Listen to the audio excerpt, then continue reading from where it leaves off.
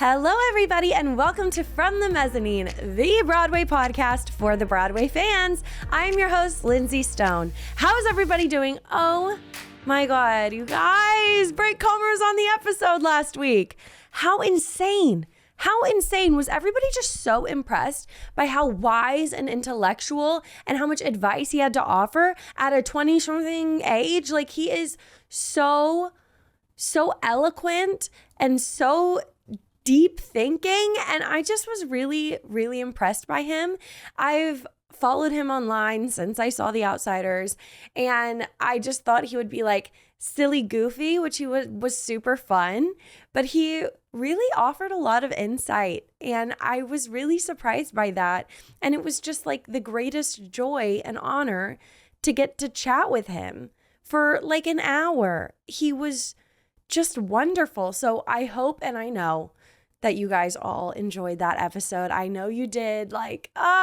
He was just absolutely everything. And that was like the pinnacle for me. Y'all know he has been on my please, please, please, dear Lord, let me have this person on my podcast list for so long.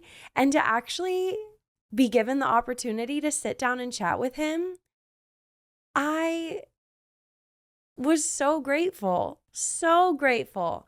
I can't wait for who comes next, but Brent Comer, he's up there for me. He was a huge honor to get to chat with, and I hope that came through in the episode. I took my moments to say, Brent, you're amazing, and here's why. And I needed those moments. I needed to tell him that, and to be able to get to do that, to be able to get to sit down and have deep conversations and long form conversations with people you look up to and people you respect in this way, that's a huge honor. And then on top of it, it's just I don't know. He just was everything. And that was the best ever. And definitely high on my list of my favorite interviews ever, ever, ever. So I'm so glad it's finally out there for all of you guys to enjoy.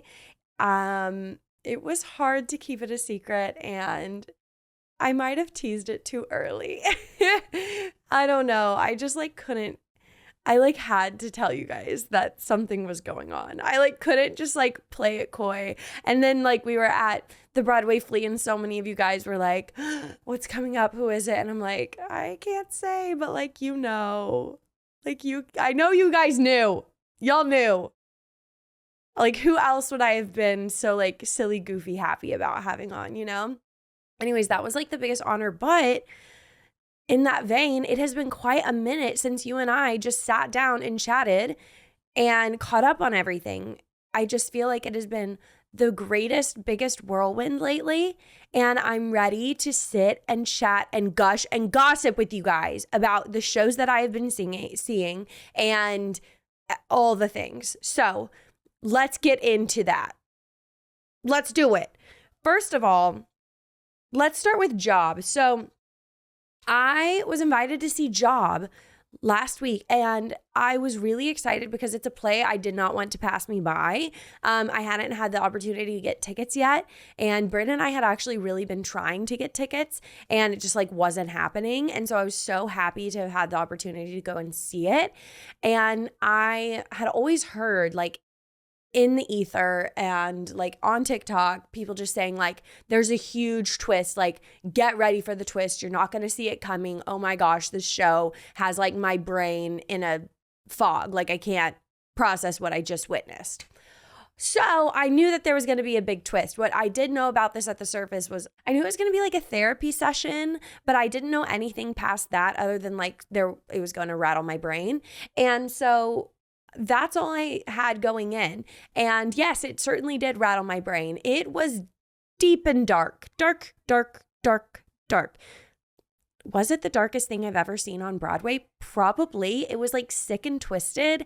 So for the beauty and I care about you guys, okay? I care about you guys, and I loved this show, but it was crazy, and I can't say that I would want to subject people to the things that I heard and saw here, and I was so scared going in because I knew it was thriller vibes, and it's not scary in a fact of oh my God, like, that just happened, like jump scare. Not like that. It's scary in the fact of like, this is sick and twisted with their words. And like, it exposes you to things you don't want to hear.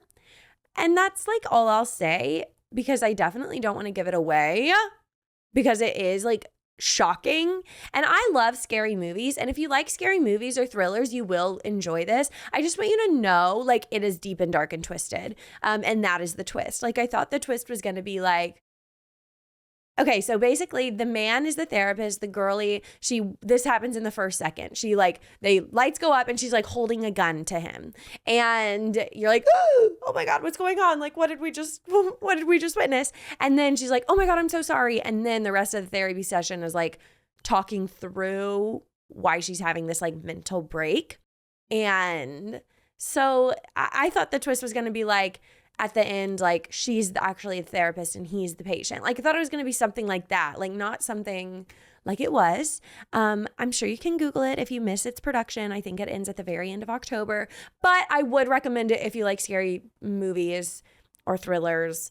And the acting was fantastic. And the play, like, all in all, it had my attention. Like, I was really into it. It just was like crazy.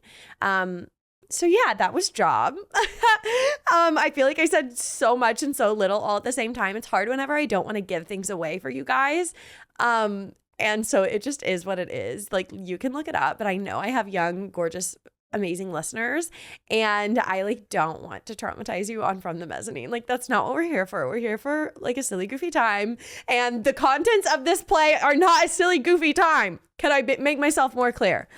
Okay. Also, by the way, I'm wearing my Wicked merch today. I'm literally so happy. Target released a Wicked collab. And by the way, you guys, I interviewed and I had no clue that he was, okay, let me backtrack. I interviewed the costume designer for Wicked. The one, I have been talking about the costumes in great depth. Little did I know, I literally spoke to the costume designer, Paul Tazewell. What? I couldn't believe it. Bryn like messaged me. She was like, we talked to him at the drama desk. I was like, oh, because he was the Stuff's costume designer. Little did I know he was also the Wicked costume designer, which I'm kind of happy I didn't know, because if I had known that, no, honestly, like I wish I knew so I could be like, what can you tell me about the Wicked movie? And that would have been great. But I would have also been like super not freaked out, like excited and like nervy to talk to him. You know what I mean? Okay. Anyways, yes, I love this Wicked sweatshirt I'm wearing. If you're listening and not watching, it's the pink Target sweatshirt. And on the back, I think it says Defy Gravity in like a little spiral. I literally just got it and threw it on for this. So I have it. Oh, it's so cozy. I got a size small and it's oversized, but it's like cropped. I love it. Good job, Paul. Good job, Paul. Okay. The other show I have to tell you guys about is Mulan Rouge, y'all. Mulan Rouge is in its final form. I'm so happy. The last time I saw Mulan Rouge, I was so disappointed, you guys, because I was like, this is the show that owns my heart. And the cast, it didn't have any of the OBC anymore, and it didn't hold up. I hate saying that. But it didn't hold up. And I was like, wow, I'm so sad that this is a show that, depending on who is in the cast, I like either love it or it's just like mediocre. And that really like hurt me. And that's why I haven't seen Mulan Rouge since I moved here. Like, in the year and almost a half that I've been here, I have not seen my favorite show, which is just crazy because I was flying in constantly to see this show. And then I saw the like one mediocre production of it, and it was the cast with JoJo and Derek Klena. And I'm not a big fan of Derek Klena. I know a lot of people think that that's like the craziest take in the whole entire world. I think he could be good in other things, but like Christian, I care for so deeply. And for me, he just didn't play Christian. He didn't have like the naivety or like the like humor. I didn't like his performance as Christian. Okay. All right. And so I was really sad because I was like, oh, like I want this show to be like evergreen no matter who's in it. And I was really sad that it wasn't. And then I saw Aaron Tveit and JoJo in it last weekend. And I was like, my show is back. My beautiful, gorgeous bohemian show is back. And I'm so freaking happy. JoJo was so stunning in it, you guys. First, I just got chills thinking about it. It is not common for a stunt cast to have like a lead role like she does in Mulan Rouge playing Satine. That is not easy. And she does it with such effervescence and grace. And she is a beautiful, beautiful actress, which I know is not a surprise to any of us. Like she's always been like a singing, acting dynamo. And to hear her sing Firework is truly something everybody needs to experience, because her vocals are out of this world and she has just a really unique, strong voice. Like for a woman, her voice is boisterous. Like it is just really gorgeous. And I am just super impressed by her. I think she holds such power in the role of Satine. And honestly, like you guys, I have to say something crazy. I had to say something crazy. The guy who plays the Duke, he is played by David Harris. He and JoJo's chemistry was off the charts. I was like, Satine is not going to end up with Christian, because Satine and the Duke's chemistry is crazy. And it was. I was like, you guys have to be in a relationship off the stage. Like, I have no idea what's going on in these people's personal lives. But like, I was actually kind of rooting for the Duke, which is the craziest thing. I never thought I would ever say that. But like, I love Christian, and me and Alex used to always say like, Aaron Tveit could have chemistry with a brick wall, which is true. Like, I did believe in their love too. But the scenes with just JoJo and the Duke, I was like, this is kind of working. Like, are we all getting this? I know that's like so bad, because the Duke literally like is like, I own you. You are mine. And he like chokes her and shit. Like, I know he's bad, okay? Oh, wow. This is the dumbest hot take I've ever had. But like, in sympathy for the Duke, please allow me to introduce myself. I was like, it was steamy. And it seemed like Satine was into it. I'm just saying, like, I didn't see a moment where she was like, usually she's like, oh, I have to do this, but I'm in love with Christian. Like, I can't. I must do it. Okay, Duke, you disgusting troll. Okay, I will pretend to love you, but I will keep my lover on the side. Like, with JoJo and the Duke, I was like, I think Christian was like the third party, like the love triangle. He was like the outlier. Okay, that was the craziest thing to ever say ever, but like, it was what I felt. And Aaron Tveit, like, Lord help him, he is just like the greatest being on planet Earth. Honestly, okay, we're gonna talk about it. This is like a hard left turn, but we're gonna talk about Gavin Creel's passing, which is so sad. And Aaron Tveit and Gavin Creel were incredibly close. And I was only seeing the production a week after Gavin's passing. And I was just really feeling for Aaron, because I can't imagine you're grieving the loss of your friend and you're doing the thing that your friend did night after night too. Like, y'all share this job, and you probably always talk about your job together, and it's probably really hard, I am sure, to like not to be doing that. And like, normally I'm sure Aaron would like talk to Gavin about like taking on roles and things, or just life, and to be like going through the motions of everyday life, knowing your friend is not there anymore only a week after their passing. Like, honestly, I can't, oh my God, like, oh, I can't think of doing that at all. Like, I'm trying to think of like going to work after like one of my best friends passed. Like, you text them throughout the day. You're like, oh my God, did you see that? Like, you know, like, and then to like be doing that in front of people where people are watching you and you have to perform. I really can't imagine doing that. And so like, that's not just for Aaron. Like, Gavin made an impression, not even made an impression, like made the biggest freaking impact on theater and so many actors. And then like the day after his passing, they just have to like go back to the theater. And let's just talk about it now, because I don't want to like make some weird, like, back to Gavin's passing later. Like, let's just talk about it, because it's so tragic.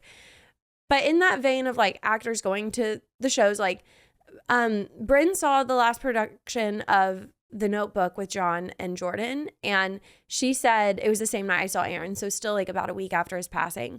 And Ryan Vasquez was very close, like as were so many people in the Broadway community with Gavin. And she said like Ryan didn't sign and he just like left, and like Ryan always sticks around and signs. It's just like really it's so tragic that all of his friends are like doing, and I'm sure Gavin would have wanted them to like carry on and like keep Broadway thriving and stuff, but I just can't imagine like grieving while like 500 people are watching you every night. I truly cannot imagine that. That is really hard. And I just can't imagine being on stage and like trying to push those emotions down in front of an audience, truly. It's really sad. So to talk about Gavin's passing now, this week in Broadway news, since we haven't caught up, we're going to kind of go through it really quickly. And like none of this is probably news to you guys because obviously Gavin passed at like the start of this month. But we do have to obviously talk about him from the mezzanine because it is such a huge loss for the community. And like the outpouring of posts about Gavin since his passing has really like made me realize what a pinnacle he was in the community, because I never saw him perform in anything. The only time I saw Gavin Creel was when I was at Gutenberg and he like exited through the stage door and we were all waiting, you know, for Andrew Rannells and Josh Gad to come out, and he just like exited really quietly and I shouted, "We love you, Gavin!" And then everybody was like, "Woo!" Like nobody said anything before that, and I was like, "It's Gavin Creel, like come on guys, like we should be excited about this." So that's why I shouted that, and he like turned around and smiled and waved, and I was just like that's the only interaction I ever had with him, and I'm so like happy in hindsight that I just shared some like love with him in that moment. And no, I don't know if anybody knew of his cancer diagnosis. I feel as though people close to him likely did, but the community did not. And so it was like the biggest shock. And I just was working and I saw the post online and I couldn't believe it. I couldn't fathom it. He's so young. He's 48 and he passed in the night in Manhattan of cancer.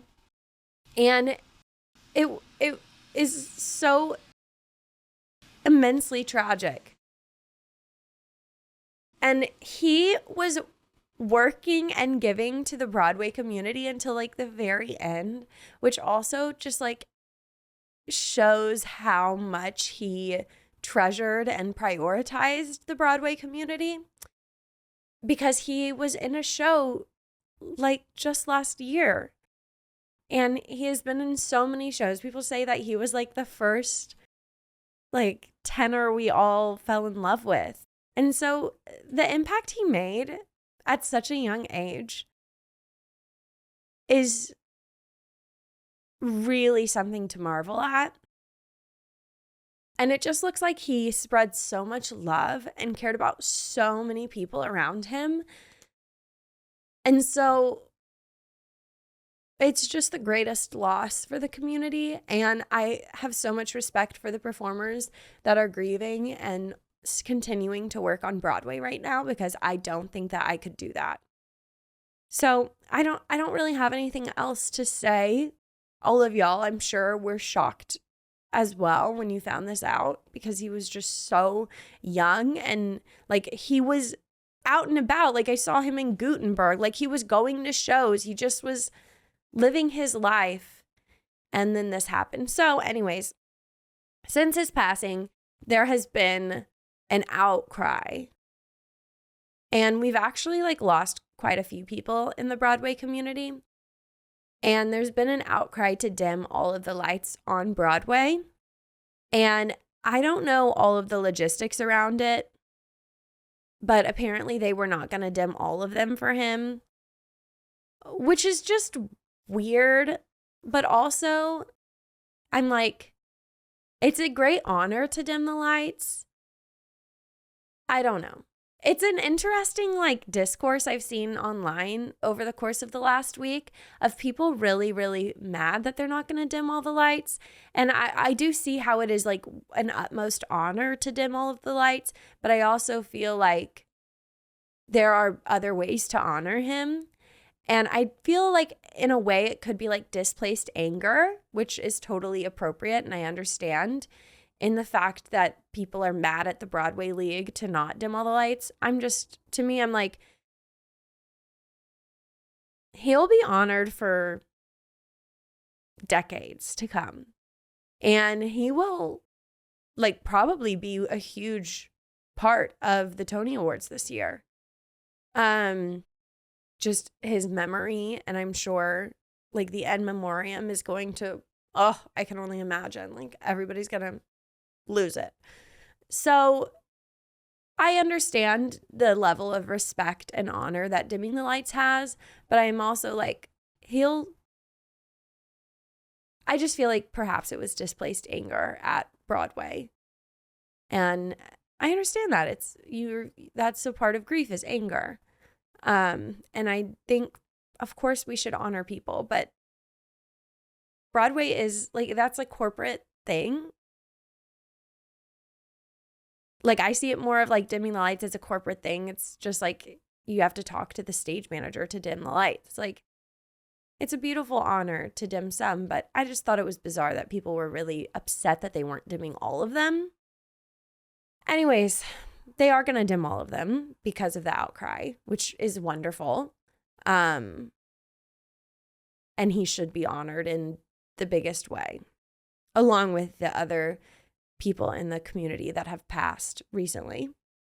So, yeah, it was just a freaking shock. And it just reminds you that, like, these people are going through so much on their own that you never know. And they're performing through it, which boggles the mind for sure. So, Gavin will be so missed.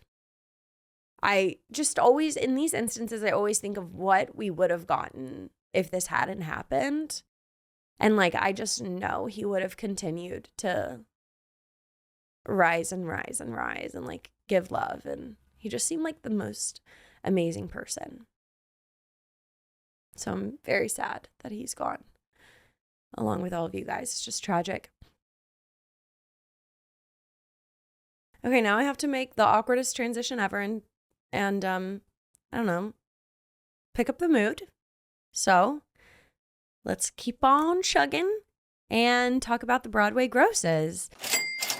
It has been 2 weeks since we have chatted about the Broadway Grosses, so there's likely to be some big shakeup. I hope, because that's what makes this entertaining. So this is for the week ending on October 6th. At the top of the Grosses is Wicked. No surprise. Like, I think it's going to keep growing with all of the excitement and in anticipation for the Wicked movie, which, by the way, I have my tickets for the Wicked movie. I'm seeing it on the Thursday, October 22nd, I think. Oh, I'm excited. Thank goodness. Lion King is 2, Hamilton is 3, Outsiders is 4. Like, Outsiders, you guys, is doing so freaking good. They're back on top. They have 102% capacity. Oh my God, they are freaking 4th. Beating out Hell's Kitchen, which is 5th. And that's just crazy because Hell's Kitchen, for the entire week, their capacity, they had about 11,000, a little over 11,000 seats filled for the entire week, whereas Outsiders had 8,000. So that goes to show the prices of Outsider tickets are rising. And there's not an empty seat in the freaking house. I'm so happy for them. Okay, Mulan Rouge is actually doing so well. Mulan Rouge is 6th. Wow. I guess it's because it's leading up to Aaron Tveit and JoJo's departure. But that's really good. MJ the Musical is 7. Oh, Mary is 8. Oh, Mary is doing so good. Aladdin is 9 and Sunset Boulevard is 10. Okay, so Sunset Boulevard has entered the chat. Let's go. I think Sunset Boulevard is going to continue to climb. Something that's we didn't even mention is Cabaret. So it's officially confirmed. Cabaret is not doing nearly as well with Adam Lambert and Ali Cravalho. This is a shock to me. I really like this show. Their capacity was actually 86%, so they have just plummeted. I'm so freaking surprised by this. I think that they should promote Adam and Ali more, and perhaps not in their costume, because it's really hard to recognize them in the costume, especially Adam Lambert. I feel like they need to do the press circuit and they need to like do pictures all around, because they already are marketing to the gods, but they need to do more pictures of them everywhere without all of the like cabaret get up, because they're just unrecognizable. But I'm sad that it's not doing well. Another one that has entered the chat is Romeo and Juliet. Now, they almost grossed $1 million this past week, their first week in previews with 7 performances. Circle in the Square is a really, really small theater. Like I mentioned, like for the entire week last week, The Outsiders had 8,000 seats filled, whereas Romeo and Juliet had 5,000. So that gives you an idea of how much smaller this venue is. But their capacity is insane. They had 102% capacity. So by the time Romeo and Juliet opens, it's going to be so totally bumped up. And I do think that Sunset Boulevard will bump up as well. It's interesting too to note that McNeil is under the top 10 because they've been like in the top 10 territory for the past couple of weeks. But now that it opened, perhaps to really not favorable reviews, like really bad reviews, people are taking that into consideration and it's bumped down. It's interesting. A lot of people have been asking me about this show. I'm seeing it at the end of the month. I'm really excited because obviously, but I just tell them like the reviews are really bad and people are saying it sounds like it's like written by AI. Not good. So yeah, we do need to note that The Great Gatsby only had 85% capacity. So that has gone down. And I'm surprised by that, honestly. Please, I love my show. Don't, not too much on my show now, you guys. I love The Great Gatsby. Not too much on my show. Let's see what else is to note here. So at the very bottom, the lowest grossing musical is still The Notebook, which is sad considering it's about to close. And then right above that is Water for Elephants. And Water for Elephants this week had a 61% capacity. Oh, it's so bad. And right above that is Suffs. Suffs isn't going to stay for much longer. It's not. It's just not. It can't sustain itself on 77% capacity. And it's about to enter another season of Broadway. And I just don't foresee these like big money making shows beating it out. Like Suffs beating them out. So, guys, go see Suffs. I don't think it's going to last that much longer because slowly but surely these shows are like whittling away. We had The Notebook fall. We had Water for Elephants fall.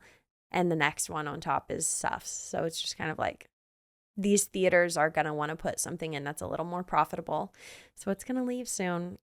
Ugh, I hate that. Okay, let's get into our Broadway news. So we already spoke about Gavin's passing. The next piece of Broadway news that we have to cover that is like old news at this point, but we just didn't get the chance to talk about it, is Charlie Demilio is coming to Broadway in And Juliet. Now, literally this week, this came out, I was mind blown because like go back and listen to the episode I did most recently with Josh.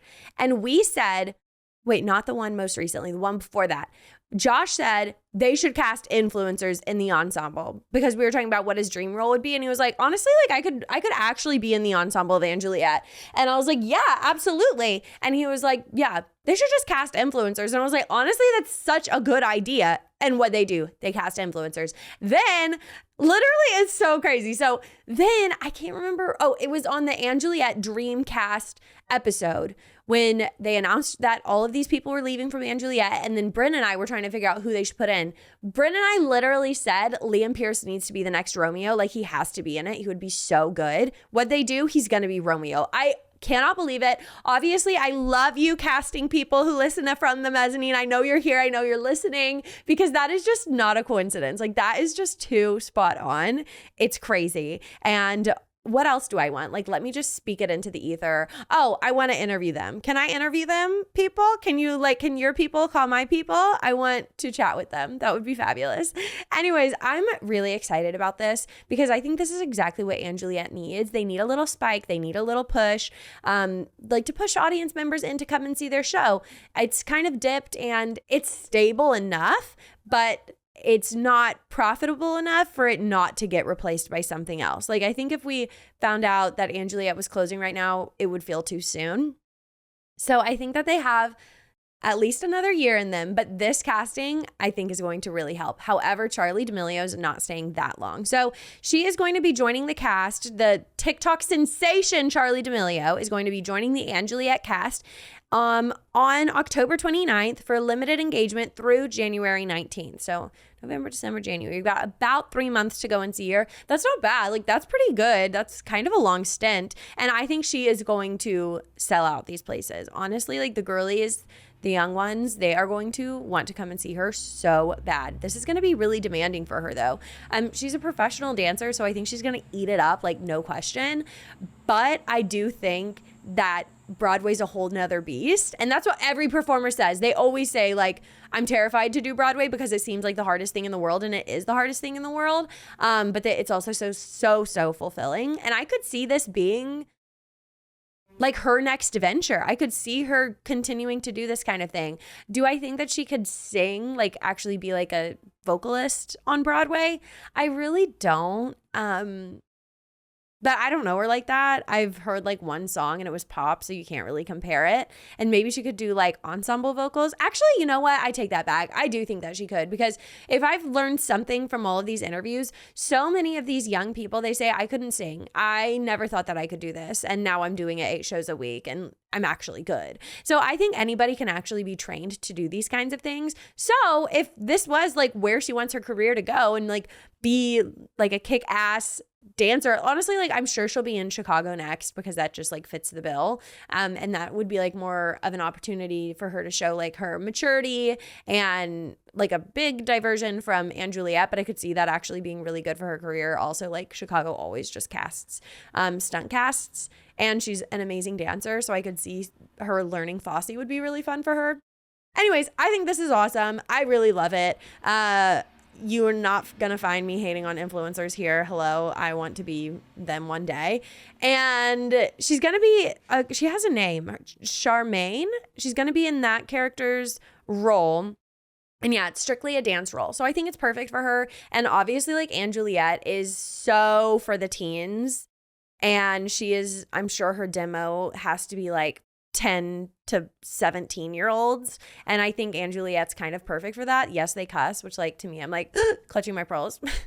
Why do I like, oh my God, I'm such a silly goose. I don't know. Like when I see a show that's like for children and then they cuss, like in The Outsiders when they cuss, I'm like, there are children in the audience. Oh my God, it's so funny. Anyways, I think this is awesome. And what I think is even awesomer is the fact that Liam Pearce is going to be Romeo. Like, I guess I'm going to have to go and see Juliet. And you know what? I think I will for this. I think I will. I'll wear my Wicked sweatshirt because it's kind of Juliet pink. But yeah, I'm so lit for this. Liam Pearce is going to be joining the cast on the same day on October 29th. So it is going to be like a very fun, silly, goofy time over there at Juliet, and I'm living for it. So Charlie, when the announcement came out, she said in a statement, quote, "I am beyond excited to join the Broadway community. It is a dream I've had since I was little." She goes on to say, quote, "To be able to make my Broadway debut, especially in the cast of Juliet, is a dream come true. And I can't wait to share this experience with everyone. This is going to be huge for the community. And I can totally see this only being like her first show. I can see her doing a lot of these. She actually went and saw Mulan Rouge whenever I was there. I didn't see her, but apparently she was there. And I could totally see her being in the ensemble of Mulan Rouge. It would be similar to like Chicago. It would give her the opportunity to like, you know, show what she's got in a more mature fashion, because Juliet, it is really like pop bubblegum, and these other shows are like kick ass, you know? So I love this. I love it so much. We are like going to be rolling through these news stories because we have to chat about them. But there's a lot of ground to cover this week. So next up, like I briefly mentioned, is the news story about Water for Elephants closing. So this was a shock to nobody. It was doing so poorly. And I think that looking back now, they realize they likely should have closed with Grant Gustin, but it might have been like a little bit of a experiment to cast somebody else and see if the show was sustainable even without him. And now they've realized it isn't. So they've quickly had to say, okay, yeah, we have to close our doors, which is really sad.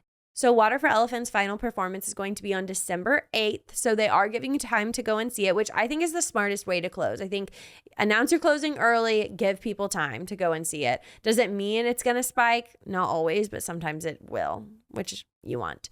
Once it closes, it will have played 301 regular performances. I also think shows just want to hit that 300 mark because then it doesn't feel like it was short-lived, even though it so totally was. But if you love Water for Elephants, it will be going on a national tour. And I actually think it's going to do really well on tour. I actually kind of do, because the acrobatics are so fascinating. I think this could do better on tour than The Notebook. I do. Because when you're on tour, you want to see a big musicale, and Water for Elephants kind of gives that with all of the acrobatics. So I think it's going to do great. So that tour is starting in fall of 2025 in Baltimore, Maryland, and I'm happy for them. I'm glad they're actually going on tour. So many times people will like announce, hey, we're going on tour, and then they never go. Paradise Square. Broke my heart. Anyways, I'm sad for them, but we all saw it coming like a mile away, and this is what I'm saying, like stuff is next, you guys. These shows, they're closing because these new shows, they need somewhere to land. We can't get Queen of Versailles if nothing leaves. You know what I'm saying? So, sayonara stuffs. I'm honestly so sad. Like, stuffs is so good. But actually, I really want to know what Shayna Taub is going to do next. Like, I wonder what else she has up her sleeve. She is such a genius writer, and I absolutely adore her as a person, and I will support her till the end of time because we don't have enough women doing what she's doing on Broadway. Like, she's such an icon, and she can't possibly be writing another musical while she's performing in her own musical, you know? So she has to have something else up her sleeve.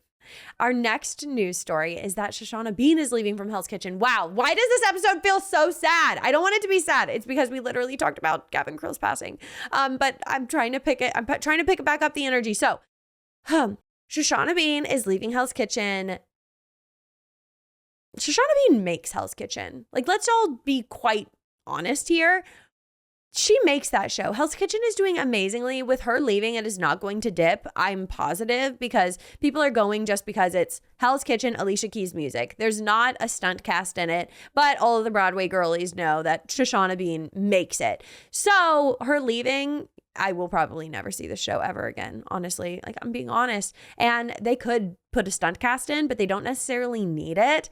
It would be crazy if they got like J-Lo or something. I could totally see that for this role, but they don't need it, so they likely won't. But if they did, it would be opportunistic for sure. So it was kind of funny. She announced it on Instagram before it was posted anywhere, and like kind of nobody was picking up on what she was saying. She was just like, this many more nights in Hell's Kitchen, and people were like, wait, what?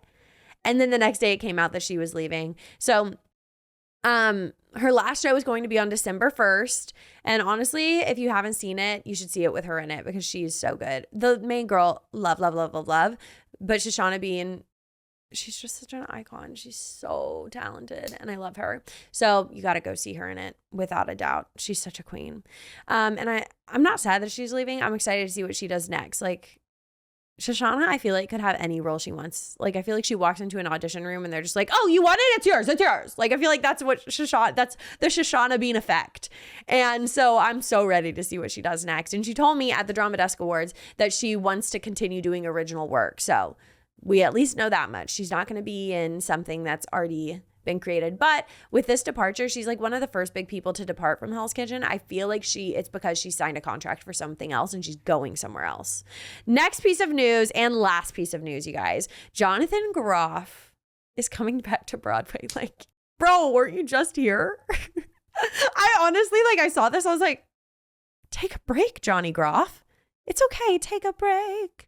Run away with us for the summer. Let's not come back to Broadway just yet because you just won the Tony and you don't have to work so hard. Take a break. Honestly, like, I'm shook. So Jonathan Groff is going to be in this new Bobby Darin musical, which I was like, who? Who is this Bobby Darin you speak of? I'll add some color in just a moment. And it's going to be in Circle in the Square, which is where Romeo and Juliet is right now. So I wonder if it's like replacing it right after. I don't know. I haven't looked at the timeline. So Bobby Darin, who is this man? I have no idea. He's the one who sings "Somewhere Beyond the Sea, Somewhere Waiting for Me. My lover stands on golden sands and watches the ships that go sailing." So he's like a Frank Sinatra vibe, I assume. I've never heard of him. I don't know about his story. I really am hoping and praying that it is not gonna give Neil Diamond a beautiful noise, because that show, like, I don't know. Do people even like shows like this? Like, honestly, like the younger Broadway community? Because I don't. I've never seen a show like this that I liked. Other than MJ, I kind of liked. Actually, I really liked it. I didn't like the story at all, but I love the ensemble, and it's just awesome to get to hear Thriller and like see everybody do the Michael Jackson dance moves. But like in terms of like a Broadway show, it's forgettable because it's not a story. You know the story already, and the story is weird. I don't know, for MJ. But yeah, do people like shows like this, like these bio musicals? I don't personally. And so I'm really surprised that Jonathan Groff is doing it. Honestly, I'm really surprised. I can't wait to hear him sing these like love ballads. I think that's going to be gorgeous and stunning. And I'm probably going to like be a puddle in my seat. But it's kind of surprising to me. Like if they had anybody else in this other than like Aaron Tveit or Jeremy Jordan, I would be like, what? This is a bad idea. But since it's Jonathan Groff, I'm like, this is a great idea. Yeah, let's have Jonathan Groff sing love songs until the end of time, please, in a small venue where we're up close and personal. So anyways, it's really interesting. I can't say I'm necessarily excited about it, but I will obviously be seeing it. And I'm excited for this too, because I feel like Jonathan Groff wasn't featured at, this is like crazy to say, but like I really feel like he wasn't featured to his utmost potential in Merrily We Roll Along. He like just didn't like sing belty a lot, and his character was like very easily hated. So I really want to see him in a likable Jonathan Groff-esque character where like I'm allowed to love him, and I want to hear him sing. I want to hear that man sing. You know what I'm saying? So I think this might check those boxes a little bit more for me, which really excites me. So the musical is called Just in Time, which also I'm like, that's not a good name. This is bizarre to me. Okay. Like Just in Time. Is that one of his songs? No, his songs are Splish Splash. Is that like Splish Splash? I was taking a bath. Probably. Dream Lover. Dream Lover. No, dream alone. And Mac the Knife. I know Mac the Knife, but I can't think of it right now. So he's got all of these classic hits. But why is it called Just in Time? I don't know. It'll all be explained to me eventually, I'm sure. Its opening previews previews begin on March 28th. The official opening is April 23rd. This is just surprising because we have had like a docket of Broadway musicals that we know are coming in this season. Like Smash is supposed to come, but we don't know where it's going to go, what theater. And so it's kind of surprising that they were just like, oh, this show is coming in this theater on this date. Like we rarely get news like that where they present all the information at one time, which is kind of a shock. But am I here for it? Kind of yes, kind of no. I just don't know. I don't know. It's going to be an immersive experience. They're going to transform the circle and the square into like an immersive club nightlife experience, which is, you know, reminiscent of Here Lies Love. It's going to be directed by Alex Timbers, who also did Here Lies Love. And I love Alex Timbers. He did Mulan Rouge. He did Gutenberg. He's my man. And so this show, I can't figure it out. I'm like, Bobby Darin, who are you? I need to like watch a documentary, and then maybe I'll be like, ooh, this is good. Maybe that's what I'll do this week, and I'll like figure out who the hell Bobby Darin is. So Jonathan Groff released in a statement saying, quote, Barbie, not Barbie. I wish it was Barbie. Can you imagine Jonathan Groff as Ken or Barbie? Yes, please. Okay, no. Bobby Darin was a supernova, quote. He goes on to say, he blazed his way through every corner of the entertainment industry, but his enormous talent, charisma, and pure genius were most on display when he was letting it rip in front of a crowd. Okay, I like the sound of that. He goes on to say, this primal, passionate love affair we had with the audience was the inspiration for our show's conceit. Alex Timber's distinct ability to make going to the theater an unforgettable event and Bobby's signature musicality and explosive fleeting life make Broadway the perfect place to experience the joy and essence of this once-in-a-lifetime talent. I love how like Jonathan Groff, like he would never say that. Like this just sounds so pressy, you know, like Jonathan Groff would be like, oh, Bobby Darin, he's just the best. Like Jonathan Groff is the greatest person on planet Earth. Like I love that man so much. He is just so charismatic and he is so sweet and endearing. And I just like literal heart eyes for him so hard. And it's interesting at the Tonys, he said the next thing he wants to do is like an off-Broadway play with Lea Michele. So like, will Lea be in this? Probably not, but that would be crazy. And everybody would come to see it. But everybody's going to go anyways because it's Jonathan Groff.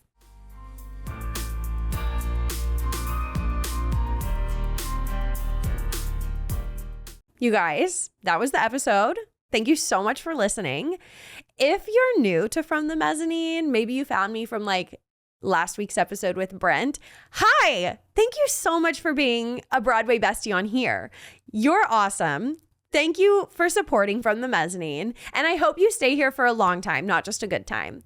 Please leave me a review wherever you are listening. If you're listening on Spotify, it's as simple as like clicking the stars. If you're listening on Apple Podcasts, that's where the magic really happens, you guys. If you like write me up a review, I promise like you are my best friend and you deserve a prize because that does such amazing things for the podcast. If you want to become a Broadway bestie, go join me over on the Patreon. I have a Broadway vlog, a very long Broadway vlog from September up right now. I also have an FTM story time where I walk you guys through my theater resume, which like was so fun to reminisce about all my past shows with pictures, you guys. Some of them, cough, cough, the Annie or Seussical the musical picture, cough, cough, they're jarring.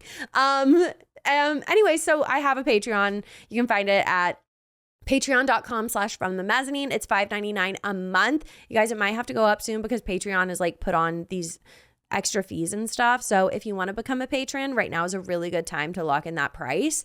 And you guys share this with your Broadway bestie, with your musical theater loving bestie, because I'm sure they're going to love it just as much as you. Thank you for being here, and I will see you next Tuesday. Bye, guys.